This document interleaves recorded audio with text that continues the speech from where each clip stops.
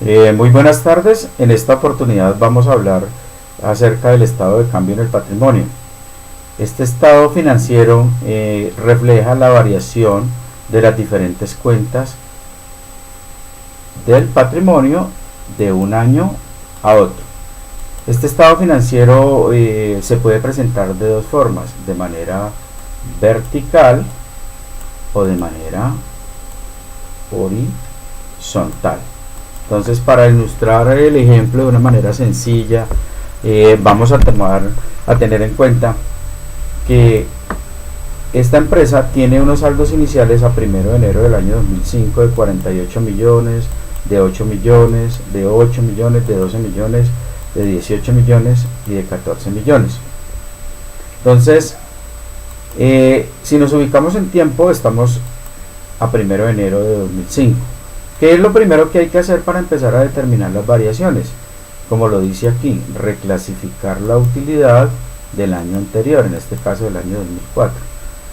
¿Y por qué tenemos que reclasificar la utilidad? Porque resulta que ya estamos en el 2005 y esa utilidad ya no es utilidad del ejercicio, sino es una utilidad acumulada. Por tal razón, la tenemos que retirar de utilidad del ejercicio, es decir, restándola, es decir, contablemente debitándola, porque recordemos que esta cuenta todas estas cuentas son del patrimonio y son de naturaleza crédito, que disminuyen por el débito.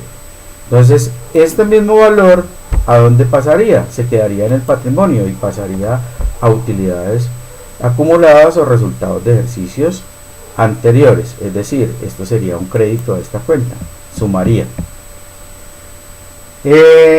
Continuando cronológicamente, entre el 1 de enero y el 31 de marzo de cada año se debe hacer la Asamblea General de Accionistas, donde ellos deciden qué hacer con las utilidades de acuerdo al proyecto de distribución de utilidades propuesto por el representante legal o por el gerente de la empresa.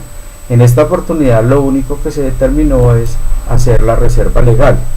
La reserva legal, aunque este ejercicio lo menciona, y si no se mencionase, se debe hacer siempre, porque hay que hacerlo de ley, que siempre se debe tomar el 10% sobre la utilidad del ejercicio. Entonces sería el 10%, y se debe realizar siempre se debe realizar como reserva, tomar como reserva el 10% de la utilidad del ejercicio hasta llegar al 50% del capital social, que eso lo determina el Código de Comercio. Entonces hasta el 50% se realizaría esta reserva. Entonces aquí ¿qué pasó? Entonces se realizó la reserva del 10% de ley, y esa reserva, pues a su vez ese valor de dónde resta de la reserva de los resultados del ejercicio o utilidades acumuladas. Como podemos observar en estos movimientos, estas cuentas, el patrimonio ha variado, pero las cuentas del patrimonio, es decir, los valores se siguen quedando en las mismas cuentas del patrimonio. Esta empresa hizo un ajuste por inflación. Entonces, en esta oportunidad revalorizó el patrimonio por 5 millones de pesos. ¿Qué otro movimiento realizó la empresa durante el año? Que obtuvo utilidades por ¿cuánto? Por 15 millones de pesos. Entonces aquí sí irían como utilidades del ejercicio o utilidades netas o resultado del ejercicio. Entonces, como pueden observar, aquí no hubo más movimientos de las cuentas de patrimonio. Por lo tanto, el nuevo patrimonio a diciembre 31 del 2005 sería este. Entonces, este sería el nuevo patrimonio de 48, 8, 9,800, 17, 15 y 31 millones. Continuando con nuestro ejercicio, para el año 2006, ¿qué es lo primero que se debe hacer? Como ya lo dije inicialmente, es que reclasificar la utilidad del ejercicio. ¿Por qué? Porque ya estamos en el año 2006. sacándola del resultado del ejercicio y llevándola a utilidades acumuladas. ¿Listo? Entonces ahora, continuando con el mismo orden, viene nuevamente la asamblea, pero la asamblea en esta oportunidad que determina. Entonces dice que en la asamblea general ordinaria se realiza en el mes de febrero, se distribuyó el 80% de las utilidades acumuladas hasta el 2005. Entonces quiere decir, las utilidades acumuladas hasta el 2005 son de 31 millones. Y dice que distribuye únicamente que el 80%. Pero que ese 80%, el 70% se va para pago de dividendos, es decir, para darle dinero a los accionistas, y el 30% se decretan en acciones, es decir, que los socios se vuelven más socios. Entonces esto será decretados en acciones y pago de dividendos.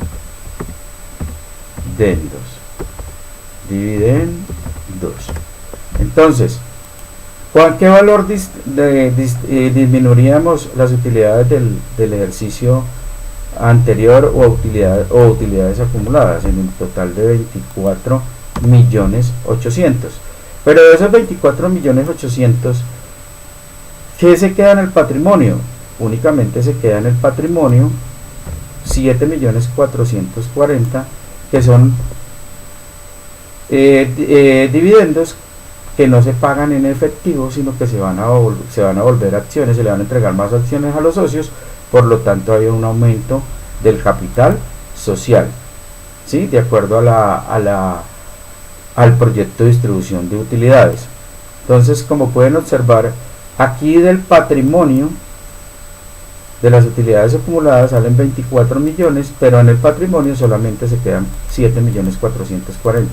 Los 17.360.000 que hacen parte del 70% de esas utilidades acumuladas no se van a ver reflejados aquí, porque esos pasarían a conformar en la empresa como parte de un pasivo por dividendos por pagar, y eso es una cuenta del pasivo.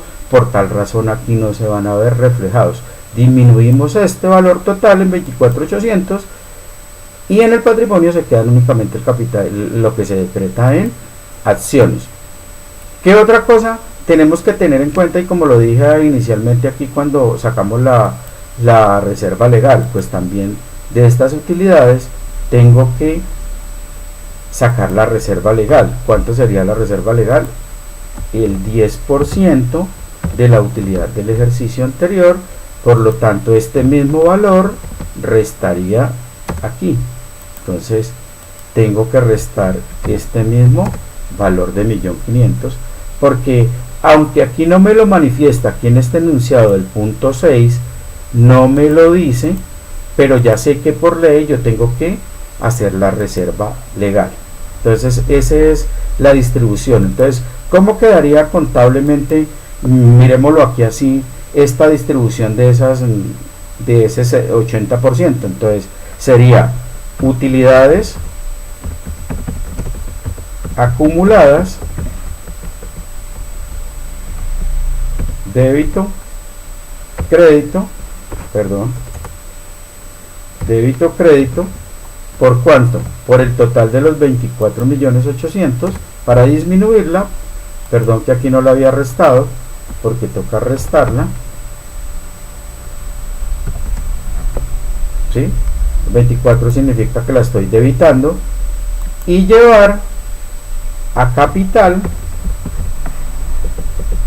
¿qué valor? El valor de los 7.4.440.000 y el valor de los 17.360.000 se llevarían como unos dividendos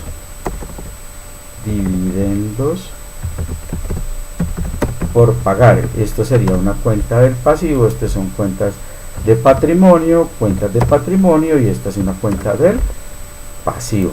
Entonces, por esa razón Aquí disminuimos el total de los 24, pero los 17 millones usted no los ve acá porque eso se van para el pasivo, a una cuenta por pagar de dividendos, por pagar a una cuenta del pasivo.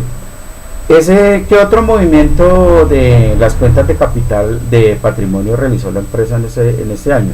Entonces dice que emite acciones por 18 millones, quiere decir que emite 18 millones de acciones en acciones. Y a su vez, esas acciones obtuvieron un superávit, una prima. Eso significa que tuvieron un superávit de ¿cuánto? Perdón.